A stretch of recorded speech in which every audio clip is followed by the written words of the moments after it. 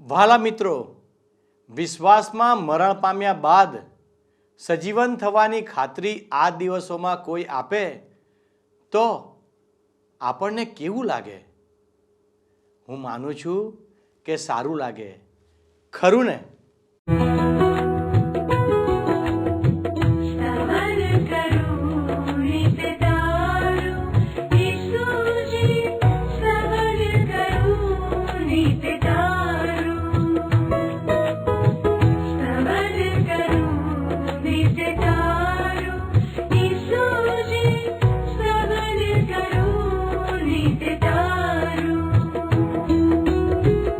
आज सवारे साध सुनी तम महिमा करूं प्रभु तारो, महिमा करूं प्रभु तारो, स्तवन करूं नित तारो।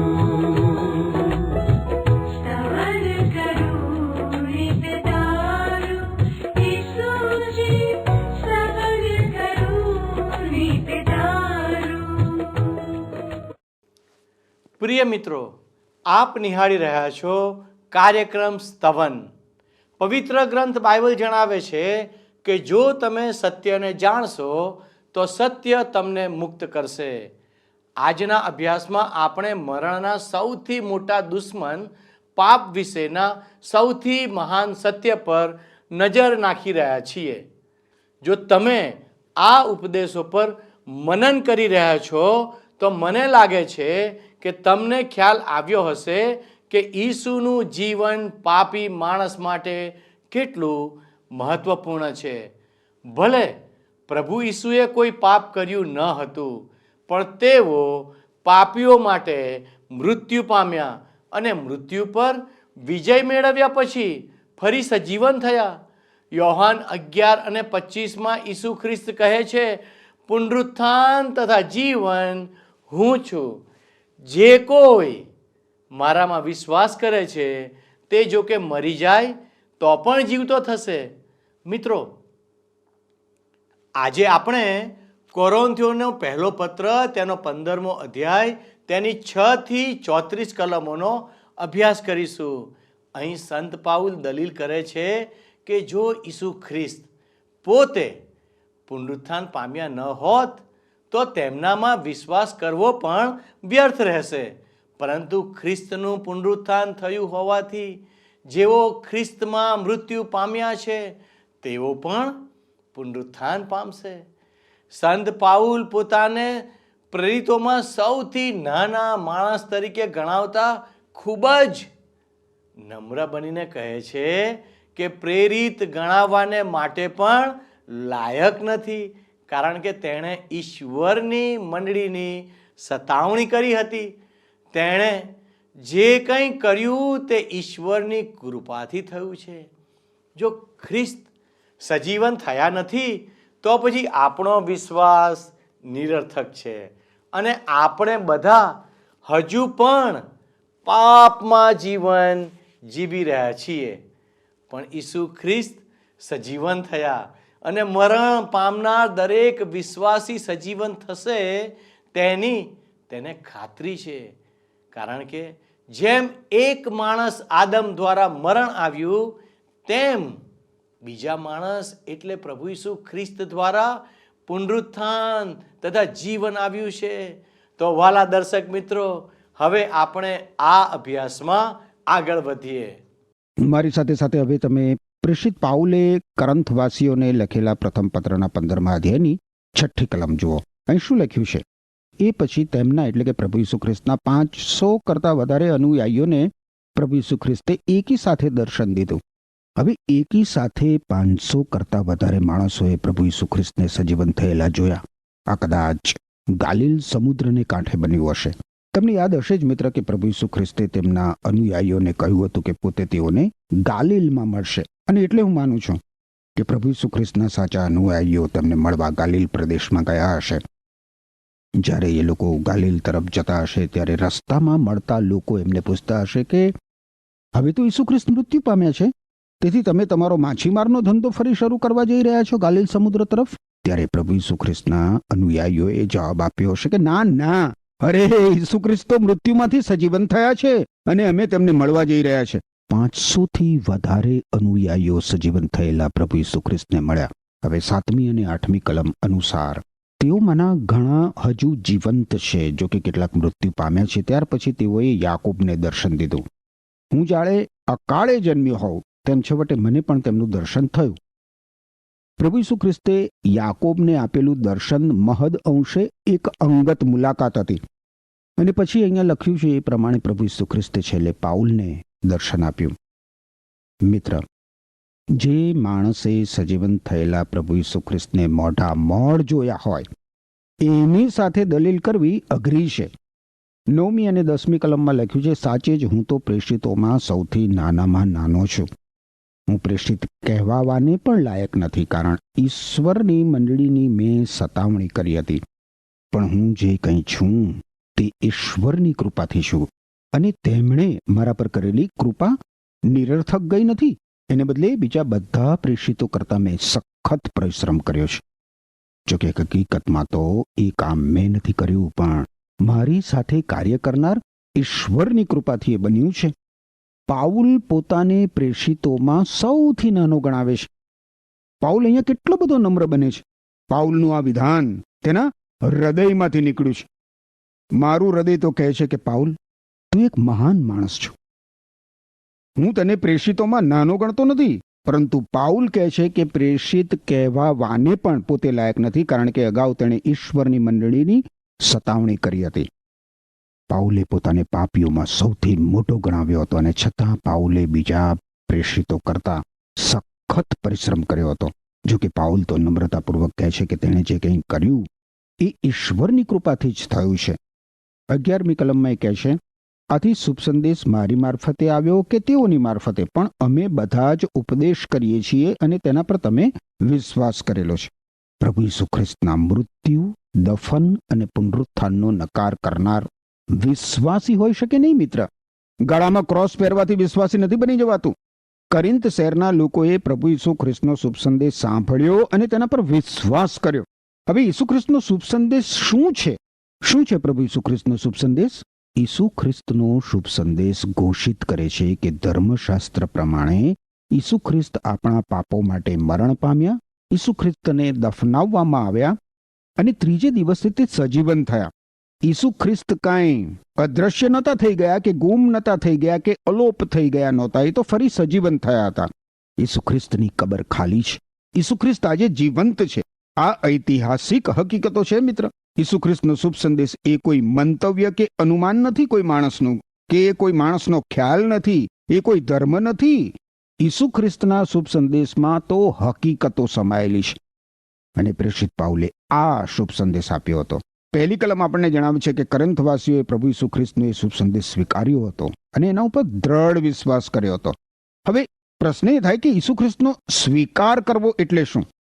બાઇબલમાં તમે જુઓ, નવા કરારના વિભાગમાં તો યોહાને લખેલો જે શુભ સંદેશ છે એના પહેલા અધ્યાયની 11 થી 13 કલમો જણાવે છે કે પ્રભુ ઈસુ ખ્રિસ્ત પોતાના લોકની પાસે આવ્યો, પણ તેમણે તેનો સ્વીકાર કર્યો નહીં. છતાં કેટલાકે તેનો સ્વીકાર કર્યો અને તેના પર વિશ્વાસ મૂક્યો, એટલે કે પ્રભુ ઈસુ ખ્રિસ્ત ઉપર વિશ્વાસ મૂક્યો, પ્રભુ ઈસુ ખ્રિસ્તનો સ્વીકાર કર્યો. તેથી તેણે એટલે કે પ્રભુ ઈસુ ખ્રિસ્તે એવા લોકોને ઈશ્વરના બાળકો થવાનો અધિકાર આપ્યો. આ માણસો માનવી પિતા દ્વારા કુદરતી જન્મથી નહીં, પણ ઈશ્વર દ્વારા જન્મ પામીને ઈશ્વરના બાળકો બન્યા. એટલે ઈસુ ખ્રિસ્તનો સ્વીકાર કરવો એનો અર્થ એ થાય મિત્ર કે ઈસુ ખ્રિસ્તના નામ ઉપર વિશ્વાસ કરવો. કરંથવાસીઓ માટે 1લી કલમ જણાવે છે કે તમે સ્વીકાર કર્યો અને તમે દ્રઢ વિશ્વાસ કર્યો. એ કરંથવાસીઓનું સ્થિતિસ્થાન હતું. મિત્ર, જીવંત ઈસુ ખ્રિસ્ત સાથેના સંબંધમાં એ લોકો જીવંત વિશ્વાસથી જોડાયા હતા. તમારું સ્થિતિસ્થાન શું છે મિત્ર? ખેર, હવે બીજી કલમ આપણને જણાવે છે કે તેથી તમારો ઉદ્ધાર થાય છે. ઈસુ ખ્રિસ્તના શુભ સંદેશનું માત્ર બૌદ્ધિક જ્ઞાન મેળવવાથી કોઈનો પણ ઉદ્ધાર ના થઈ શકે. ઈસુ ખ્રિસ્તના શુભ સંદેશમાંની હકીકતો માટે હકારમાં માથું ધોણાવવાથી પણ કોઈનો ઉદ્ધાર થતો નથી. શુભ સંદેશ જેના વિશે વાત કરે છે એ માનવીનો ઉદ્ધાર કરે છે. ઈસુ ખ્રિસ્ત માનવીનો ઉદ્ધાર કરે છે, એના દુષ્કર્મોના બંધનોમાંથી, એના પાપોની શિક્ષામાંથી. તમે મિત્ર જ્યારે પ્રભુ ઈસુ ખ્રિસ્તના શુભ સંદેશમાંની હકીકતો સ્વીકારો છો અને ઈસુ ખ્રિસ્ત પર સંપૂર્ણ રીતે વિશ્વાસ કરો છો, ત્યારે તમારો ઉદ્ધાર થાય છે તમારા દુષ્કર્મોના બંધનોમાંથી, તમારા પાપોની શિક્ષામાંથી. ઈસુ ખ્રિસ્તનું પવિત્ર લોહી અને પ્રભુ ઈસુ ખ્રિસ્તનું બલિદાન માનવીને તેના દુષ્કર્મોના બંધનોમાંથી, એના પાપોની શિક્ષામાંથી ઉગારે છે. શું તમે મિત્ર એવા મુક્તિદાતા પ્રભુ ઈસુ ખ્રિસ્ત પર વિશ્વાસ કર્યો છે, જે તમારા માટે મૃત્યુ પામ્યા હોય, એમને દફનાવવામાં આવ્યા હોય અને ત્રીજે દિવસે તે સજીવન થયા હોય? વારું. હવે આપણે 15મા અધ્યાયમાં આગળ જોઈએ મિત્ર, તો આપણા સજીવન થવા વિશે શિક્ષણ, એ શીર્ષક નીચે 12મી કલમમાં લખ્યું છે કે ઈસુ ખ્રિસ્ત મરણમાંથી સજીવન થયા છે, એ અમારો સંદેશો છે. તો પછી તમારામાંના કેટલાક એવું કેમ કહે છે કે મોયેલા સજીવન થનાર નથી? કરિન્થ શહેરના વિશ્વાસીઓમાંના કેટલાક લોકોની પાશ્ચાત ભૂમિકામાં સ્ટોઇકવાદ, એપિક્યુરિયનવાદ અને પ્લેટોવાદ રહેલા હોવાથી એ લોકો મરણમાંથી સજીવન થવાની હકીકતનો, પુનરુત્થાનનો સ્વીકાર કરતા નહોતા મિત્ર. એવું નહોતું કે એ લોકો ખાસ ઈસુ ખ્રિસ્તના પુનરુત્થાનને નકારતા હતા. એ લોકો તો કોઈના પણ પુનરુત્થાનમાં માનતા નહોતા. વિશ્વાસીનો વિશ્વાસ નક્કર પાયા ઉપર હોવો જોઈએ, અને એ નક્કર પાયો તો પ્રભુ ઈસુ ખ્રિસ્ત છે મિત્ર. ઈસુ ખ્રિસ્ત મરણમાંથી સજીવન થયા છે. ઈસુ ખ્રિસ્ત જીવંત છે. 13મી કલમ કહે છે કે જો એ સાચું હોય તો એનો અર્થ એ થયો કે ખ્રિસ્ત ઈસુ સજીવન થયા નથી. મરેલા લોકોનું પુનરુત્થાન ના થયું હોય તો, મરેલા જીવતા ના થનાર હોય તો ઈસુ ખ્રિસ્ત સજીવન થયા નથી. એ બંને એકબીજા સાથે જોડાયેલા જ છે. એ હકીકત પ્રભુ ઈસુ ખ્રિસ્તના પુનરુત્થાન ઉપર, પ્રભુ ઈસુ ખ્રિસ્તના સજીવન થવા ઉપર આધારિત છે મિત્ર. પ્રેષિત પાઉલ પાછળથી જણાવવાનો છે કે ઈસુ ખ્રિસ્ત પ્રથમ ફળ છે. સજીવન થવાનું, મૃત્યુમાંથી સજીવન થવાનું પ્રથમ ફળ. એનો અર્થ એ થાય કે એ પછી બીજાઓ પણ સજીવન થશે એમના મૃત્યુમાંથી. ઈસુ ખ્રિસ્ત પ્રથમ ફળ છે, અને પછી તેમના આગમન વખતે જે લોકો પ્રભુ ઈસુ ખ્રિસ્તના છે એ લોકો સજીવન થવાના પોતાના મૃત્યુમાંથી.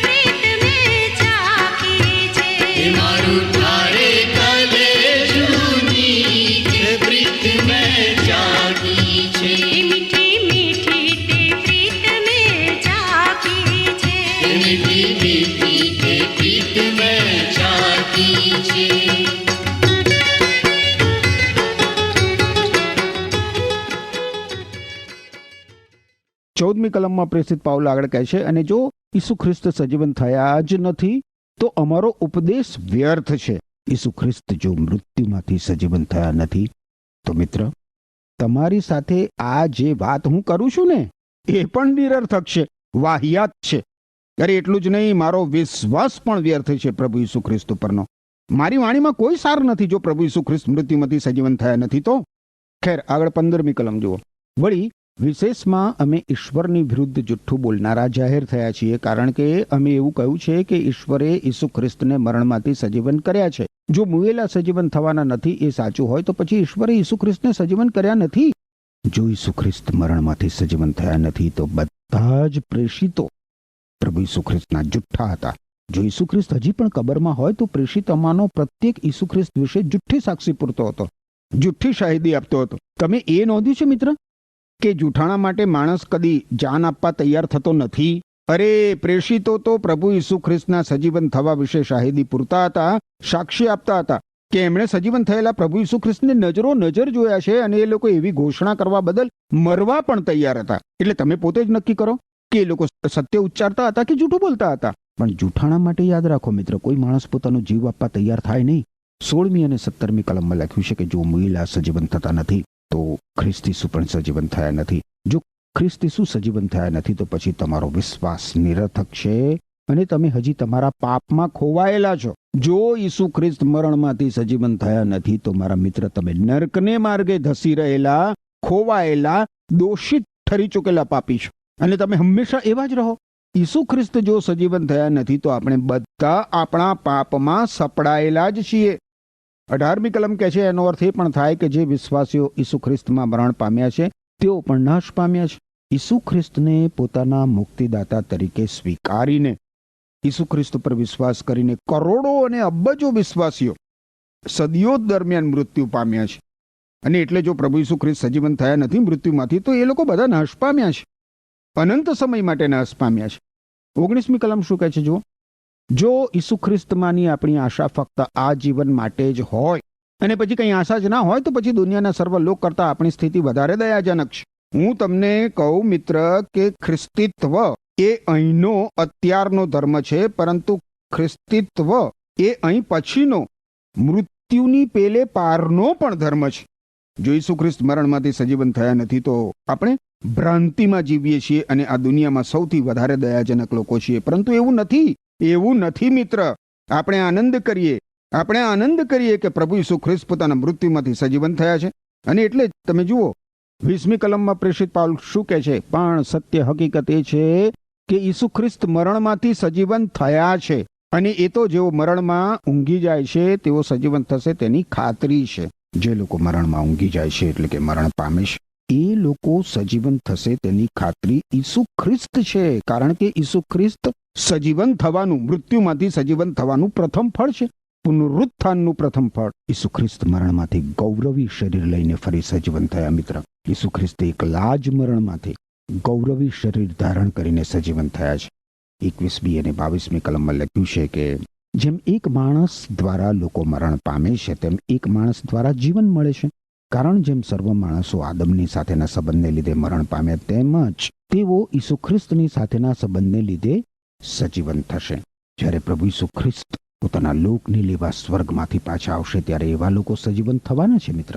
બધા જ વિશ્વાસીઓ પ્રભુ ઈસુ ખ્રિસ્તની સાથે વાદળામાં ઊંચે ઊંચકાઈ જવા સજીવન થશે. સજીવન થનારનું, પુનરુત્થાનનું ઈસુ ખ્રિસ્ત પ્રથમ ફળ છે. 23મી કલમ કહે છે, પણ દરેક પોતાના યોગ્ય ક્રમ પ્રમાણે. સૌથી પ્રથમ ઈસુ ખ્રિસ્ત, પછી ઈસુ ખ્રિસ્તના આગમન વખતે સજીવન થનાર તેમના લોકો. આ કેટલું બધું અદ્ભુત છે મિત્ર. ઈસુ ખ્રિસ્ત સજીવન થયા છે અને મરણ પામનાર સજીવન થશે એની એ ખાતરી છે. કારણ કે જેમ એક માણસ એટલે કે આદમથી મરણ આવ્યું તેમ બીજા માણસ એટલે કે પ્રભુ ઈસુ ખ્રિસ્ત દ્વારા પુનરુત્થાન એટલે કે મરણમાંથી સજીવન થવાનું આવ્યું. ઈસુ ખ્રિસ્ત પુનરુત્થાન અને જીવન છે મિત્ર. ઈસુ ખ્રિસ્ત સજીવન કરનાર અને જીવન આપનાર છે. 23મી કલમમાંનો આ શબ્દ સમૂહ તમે જરા ધ્યાનમાં લો. શું કહે છે? પણ દરેક માણસ પોતાના યોગ્ય ક્રમ પ્રમાણે. સૌ પ્રથમ ઈસુ ખ્રિસ્ત સજીવન થયા છે, પરંતુ ઈસુ ખ્રિસ્તના આગમન સમયે એમના લોક સજીવન થશે મૃત્યુમાંથી. 24મી કલમ કહે છે, ત્યાર પછી અંત આવશે અને ઈસુ ખ્રિસ્ત સર્વ આધિપત્ય, અધિકાર અને સત્તા પર વિજય મેળવશે અને ઈશ્વર પિતાને રાજ સોંપી દેશે. ત્યાર પછી અંત આવશે. શાનો અંત? યુગનો અંત. આ યુગનો અંત કઈ રીતે આવશે? ભારે સતાવણીનો સમય આવશે. એ પછી અહીં પૃથ્વી ઉપર 1000 વર્ષનું ઈસુ ખ્રિસ્તનું રાજ્ય સ્થપાશે અને ત્યારબાદ શૈતાનને થોડા સમય માટે છૂટ્ટો મૂકવામાં આવશે અને એ પછી તેને અનંતકાળ માટે અગ્નિના કુંડમાં નાખી દેવામાં આવશે અને પછી પ્રભુ ઈસુ ખ્રિસ્ત અનંતકાળ માટે પોતાના રાજની સ્થાપના કરશે. અને એ તો અનંતકાળનું રાજ હશે, સ્વયં ઈશ્વરનું રાજ. અને એ પછી અંત આવશે અને પ્રભુ ઈસુ ખ્રિસ્ત ઈશ્વર પિતાને રાજ સોંપી દેશે. આ ક્યારે બનશે? ઈસુ ખ્રિસ્તના 1000 વર્ષના પૃથ્વી પરના રાજના અંતે ઈસુ ખ્રિસ્ત સર્વ આધિપત્ય, અધિકાર અને સત્તા પર વિજય મેળવશે. 25મી કલમમાં જુઓ શું લખ્યું છે. કારણ કે ઈશ્વર તેમના સર્વ શત્રુઓને હરાવીને ઈસુ ખ્રિસ્તના પગ નીચે લાવે ત્યાં સુધી ઈસુ ખ્રિસ્તે રાજ કરવું જોઈએ. સર્વ શત્રુ એ તો શૈતાન છે મિત્ર. શૈતાન 26મી કલમમાં લખ્યું છે, જે છેલ્લા શત્રુને હરાવવામાં આવશે તે તો મરણ છે. છેલ્લા શત્રુ મરણને પણ દૂર કરવામાં આવશે. અને ત્યારે કેટલો બધો આનંદ વ્યાપી જશે માનવજાતમાં. 27મી કલમમાં લખ્યું છે, ધર્મશાસ્ત્રમાં લખેલું છે, ઈશ્વરે સર્વ બાબતો તેમના એટલે કે પ્રભુ ઈસુ ખ્રિસ્તના પગ નીચે મૂકી છે. એ સર્વ બાબતોને ઈસુ ખ્રિસ્તના કાબુમાં લાવનાર ઈશ્વરનો સમાવેશ સર્વ બાબતો એ શબ્દોમાં થતો નથી, એ સ્પષ્ટ છે. આનો અર્થ એ થાય મિત્ર કે જ્યારે પ્રભુ ઈસુ ખ્રિસ્ત આ પૃથ્વી ઉપર પોતાનું 1000 વર્ષનું રાજ પૂરું કરશે અને પોતાનું રાજ શાસન અનંત સમય માટે સ્થાપી દેશે, ત્યારબાદ ઈસુ ખ્રિસ્ત ઈશ્વર પિતા સાથેનું પોતાનું આદિકાળનું સ્થિતિ સ્થાન ગ્રહણ કરી લેશે. ત્રિએકી ઈશ્વરપણામાં ભળી જશે પ્રભુ ઈસુ ખ્રિસ્ત, જેથી ઈશ્વર સર્વ પર સંપૂર્ણ રાજ કરશે. હવે 29મી કલમમાં પ્રશ્નો પ્રેષિત પાઉલ પૂછે છે. જુઓ તો હવે મુએલાને બદલે જેમને બાપ્તિસ્મા આપવામાં આવ્યું તેમનું શું? તેઓ શું મેળવવાની આશા રાખે છે? મુએલા સજીવન થવાના નથી એવો તેમનો દાવો સાચો હોય તો પછી તેઓ મુએલાને બદલે શા માટે બાપ્તિસ્મા લે છે? તેમનું શું એટલે એ લોકો દ્વારા શું નિપજી શકે એવો અર્થ થાય. હવે બાપ્તિસ્મા એટલે શું એ આપણે અગાઉ પણ મિત્ર જોઈ ગયા છે, પરંતુ ફરીથી ટૂંકમાં હું તમને કહું તો બાપ્તિસ્મા એટલે કોઈની સાથે કે કશાકની સાથે પોતાની જાત ઓળખાવવી અથવા તો કોઈની સાથે કે કશાકની સાથે એક રૂપતા દર્શાવવી. આ કિસ્સામાં પાઉલ મૃત્યુ પામેલી વ્યક્તિ સાથેની એક રૂપતાની વાત કરે છે. પાઉલ પ્રશ્ન પૂછે છે કે મુએલાને બદલે જેમને બાપ્તિસ્મા આપવામાં આવ્યું હોય એ દ્વારા શું નિપજી શકે અથવા તેઓ શું મેળવવાની આશા રાખે છે? જો મૃત્યુ પામેલા સજીવન થવાના ના હોય તો પછી શા માટે એ લોકોને મૃત્યુ પામેલા સાથે એકરૂપ ગણવામાં આવે છે? શા માટે એ લોકોને મૃત્યુ પામેલા સાથે ઓળખાવવામાં આવે છે? હવે મિત્ર, આનો કંઈ અર્થ એવો નથી થતો કે કરિન્થના વિશ્વાસીઓને તેમના મૃત્યુ પામેલા સ્નેહીજનો માટે કે મિત્રો માટે બાપ્તિસ્મા આપવામાં આવતું હતું. ના. એનો અર્થ તો એ થાય છે કે એ લોકો માટે મૃત્યુ પામનાર અને મૃત્યુમાંથી સજીવન થનાર પ્રભુ ઈસુ ખ્રિસ્ત સાથે તેઓની એક રૂપતા બતાવવા કે તેઓને ઓળખાવવા બાપ્તિસ્મા આપવામાં આવતું હતું. એ લોકો દુનિયા અને પાપ પ્રત્યે મરેલા હતા, પરંતુ ઈસુ ખ્રિસ્ત પ્રત્યે સજીવન થયેલા હતા. હવે આગળ 30મી અને 31મી કલમ જોઈએ તો ત્યાં લખવામાં આવ્યું છે, વળી અમારા સંબંધી કહું તો અમે શા માટે હર હંમેશ જોખમ ખેડીએ છીએ? ભાઈઓ, હું દરરોજ મરણનો સામનો કરું છું. ખ્રિસ્ત ઈસુ આપણા પ્રભુમાં આપણા જે જીવન વિશે હું ગર્વ કરું છું તે મને આ બાબત જણાવવાની ફરજ પાડે છે. પ્રેષિત પાઉલ કહે છે કે પ્રભુ ઈસુ ખ્રિસ્તના સજીવન થવાને કારણે અમે અમારા જીવનો જોખમમાં મૂકવા પણ તૈયાર થઈ જઈએ છીએ, બીજા કોઈ પણ કારણસર નહીં. પાઉલનું જીવન તો મિત્ર હર પળે જોખમમાં મુકાતું હતું પ્રભુ ઈસુ ખ્રિસ્તના શુભ સંદેશનો પ્રચાર કરવાને માટે. એનો જીવ તો હર પળે જોખમમાં આવતો હતો. 32મી કલમ કહે છે, અહીં એફેસસમાં મેં જંગલી પશુઓની સાથે યુદ્ધ કર્યું છે. દુનિયાવી ધોરણો મુજબ મને એનાથી શો લાભ થવાનો છે? જો મુએલા સજીવન થતા જ નથી તો કહેવતમાં કહ્યું છે તેમ ચાલો આપણે ખાઈએ અને પીએ, કારણ આવતીકાલે તો મરી જવાના છીએ. ઈસુ ખ્રિસ્ત જો મરણમાંથી સજીવન થયા ના હોય તો પાઉલે શા માટે ફાડી ખાનાર સિંહોના પાંજરામાં પુરાવવું પડે? એટલે જો ઈસુ ખ્રિસ્ત મૃત્યુ પામ્યા નથી અને મૃત્યુમાંથી સજીવન થયા નથી તો પછી ખાઈ પીને મોજ કરો. આવતીકાલ કોણે જોઈશ? એવા ભૌતિકવાદમાં રાચતા થઈ જવું એ વધારે સારું છે. પરંતુ 33 અને 34મી કલમોમાં ચેતવણી આપતા પ્રેષિત પાઉલ કહે છે કે જોજો છેતરાતા દુષ્ટ સોબત સારા ચારિત્રને બગાડી નાખે છે. માટે જાગૃત થાવ અને તમારા પાપી માર્ગોને ત્યજી દો. તમારામાંના કેટલાક તો ઈશ્વરને જાણતા પણ નથી. એ કેટલી શરમજનક બાબત છે.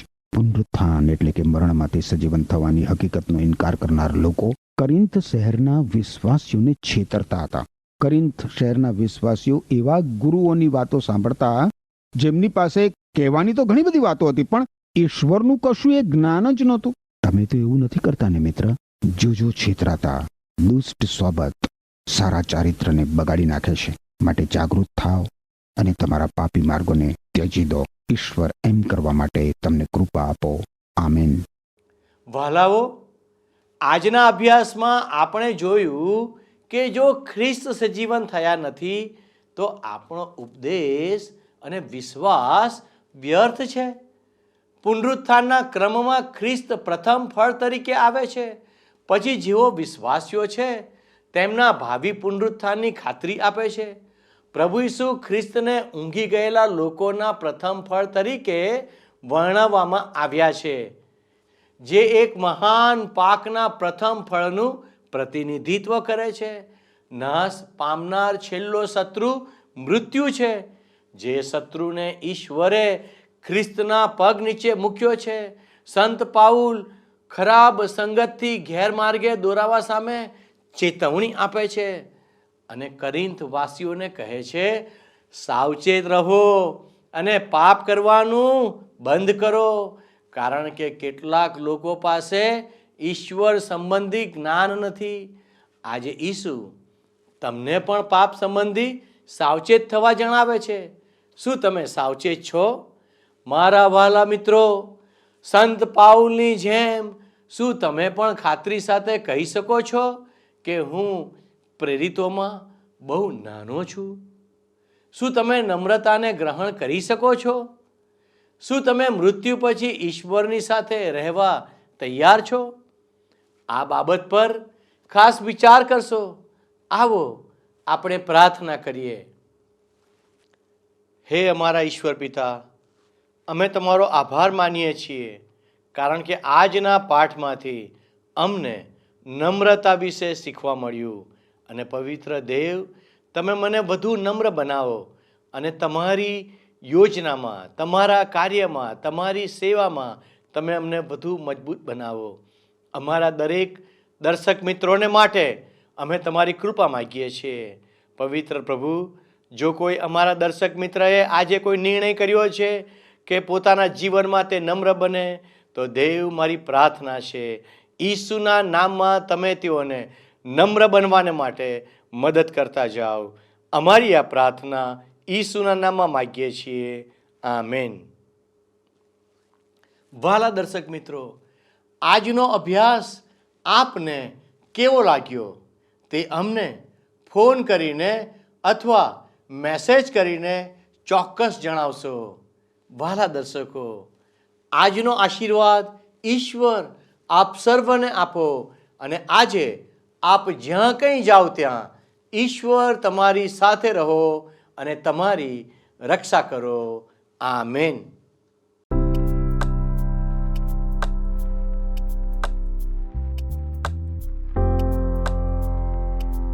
મિત્રો, ગત પ્રશ્નોનો જવાબ છે પુનરુત્થાન.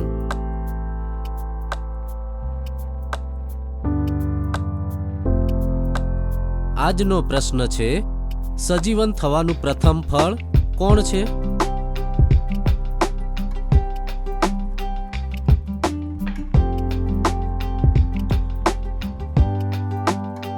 જવાબ આપેલ સ્ક્રીન પર દર્શાવેલ વોટ્સએપ નંબર પર આપવાનો રહેશે. કાર્યક્રમ દરમિયાન પૂછેલા પ્રશ્નોનો સાચો જવાબ આપનાર વિજેતાઓના નામ દર મહિનાના પ્રથમ સોમવારે જાહેર કરવામાં આવશે.